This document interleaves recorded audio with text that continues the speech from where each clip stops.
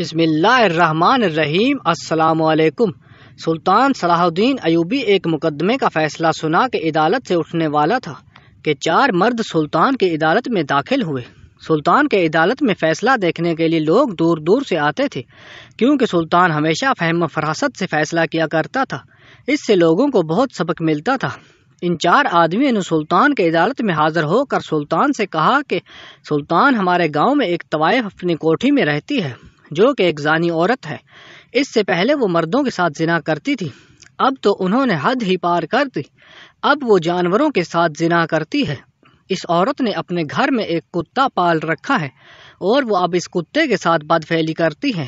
یہ سننے کے بعد سلطان نے ان 4 آدمیوں سے کہا کہ آپ لوگوں کو پتہ ہے کہ آپ کیا کہہ رہے ہو اور کس جگہ پہ کہہ رہے ہو۔ اگر جھوٹ ثابت ہوا تو آپ لوگوں کو بہت بڑی سزا مل سکتی ہے۔ لیکن ان لوگوں نے کہا کہ ہم بڑے وثوق سے کہہ رہے ہیں کہ سلطان، یہ بہتان نہیں ہے، ہم ثابت کریں گے۔ اس عورت کو آپ کی عدالت میں لایا جائے گا۔ سلطان نے ایک سپاہی بھیج کر اس عورت کو عدالت میں لانے کا حکم دے دیا۔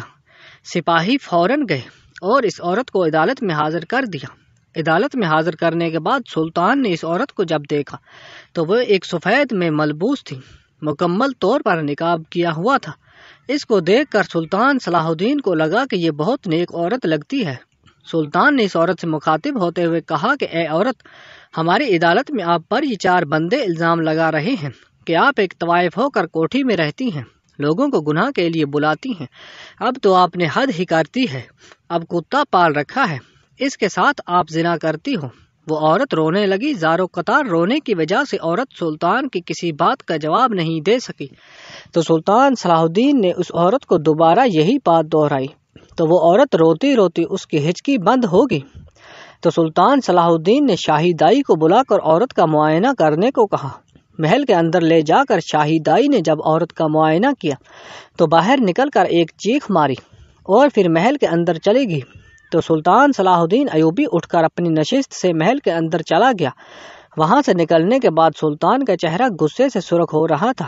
سلطان دوبارہ ان 4 آدمیوں میں سے 3 بندوں کو باہر بھیج کر ایک بندے کو عدالت میں رک کر مخاطب ہوا کہ آپ لوگوں نے یہ الزام لگایا ہے، تو یہ بتاؤ کہ اس عورت کے گھر میں جو کتا ہے وہ بتاؤ کس رنگ کا ہے۔ تو اس نے کہا کہ وہ کتا سفید رنگ کا ہے۔ اس کے بعد دوسرے بندے کو لانے کا کہا۔ اس سے جب سلطان نے پوچھا کہ اس عورت نے جو کتا پال رکھا ہے اس کتے کا رنگ کیسا ہے، تو اس دوسرے آدمی نے کہا کہ اس کا رنگ کالا ہے۔ پھر تیسرے بندے کو لایا گیا۔ اس سے جب سلطان نے پوچھا تو اس نے کہا کہ اس کا رنگ سرخ ہے۔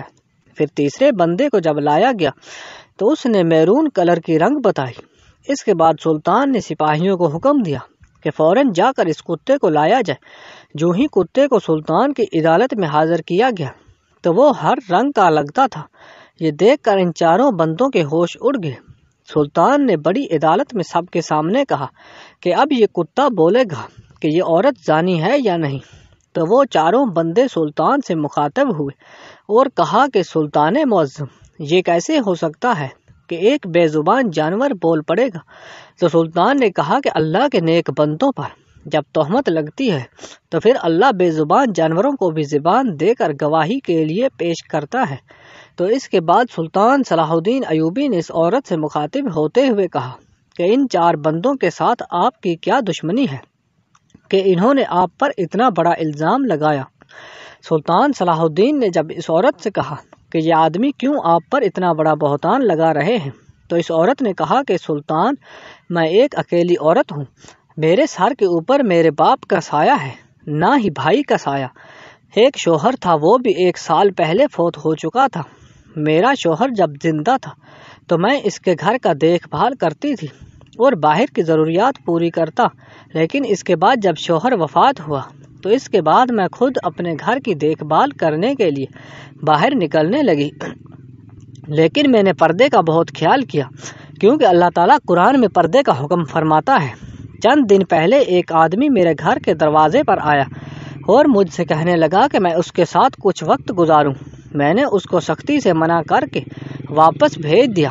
پھر دوسرے دن ایک اور آدمی آیا، اس نے مجھے یہی دعوت گناہ دی اور بہت سا مال و دولت بھی دینے کا کہا اور ساتھ یہ بھی کہا کہ مجھے آپ سے بہت محبت ہے۔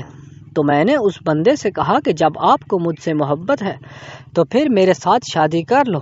اس نے کہا کہ میری پہلے سی 4 بیویاں ہیں، انہوں نے مجھے بہت سنبھال دیا ہے، ایسا کر کے میں کوڑی کوڑی کا محتاج ہو جاؤں گا۔ اس کو بھی میں نے واپس کر دیا۔ اس کے بعد چند دنوں بعد لوگ میرے گھر گئے، گھر کے دروازے پر پتھر مارنے لگے کہ تم ایک زانی عورت ہو۔ اس سے پہلے میں نے ایک کتے کو بھی اپنے گھر میں پال رکھا تھا۔ میں باہر گئی تھی، ایک چھوٹا سا کتے کا بچہ زخمی حالت میں پڑا ہوا تھا۔ میں نے اس کتے کے بچے کو لا کر اس کو گھر میں پالا۔ اس کے بعد سارے محلے میں یہ بات مشہور ہوگی کہ میں ایک طوائف ہوں اور زناکاری کا کام کرتی ہوں۔ اس کے بعد سلطان کتے سے مخاطب ہوا کہ بے زبان جانور تو بول۔ وہ ایک بھونکنے لگا۔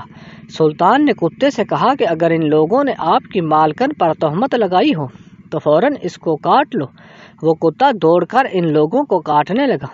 اس نے جب ایک بندے کو کاٹ لیا، اس کے کپڑے پھاڑ دیے، تو اس نے کہا کہ سلطان مجھے بچا لو، میں سچ بتاؤں گا۔ اس نے سچ بولتے ہوئے کہا کہ یہ تینوں بندے میرے پاس آئے اور مجھ سے کہا کہ ایک دن ہم نے اس عورت کو بازار میں بغیر نقاب کے دیکھا تھا کیونکہ وہ خریداری کر رہی تھی۔ تیز ہوا نے اس کے چہرے سے نقاب ہٹایا تو وہ بے انتہا کی حسین تھی اور اس نے ہمارا مطالبہ ماننے سے انکار کر دیا۔ اب ہم اس پر یہ الزام لگا کر اس سے بدلہ لینا گے کیونکہ وہ ہمارے ساتھ وقت نہیں گزارنا چاہتا۔ تو یہ سن کر سلطان نے عدالت میں بیٹھے ہوئے لوگوں سے مخاطب ہوتے ہوئے کہا کہ اب اس مقدمے کا فیصلہ کرنا آسان ہو گیا ہے۔ سلطان نے ان 4 آدمیوں کو سارے گاؤں والوں کے سامنے سنسار کرنے کا حکم دیا۔ سنسار کرنے کے بعد پھر قتل کر کے گاؤں کے مین گیٹ پر لٹکا دیا تاکہ لوگ عبرت حاصل کر سکیں، اور اس عورت کو باعزت طریقے سے اس کے گھر بھیج دیا۔ اس واقعے سے ہمیں یہ سبق ملتا ہے کہ اگر آپ کسی پر جھوٹی تہمت لگائیں تو اپنی نیک پرہیزگار بندوں کی سچائی ثابت کرنے کے لیے اللہ تعالیٰ بے زبانوں کو بھی زبان دیتا ہے۔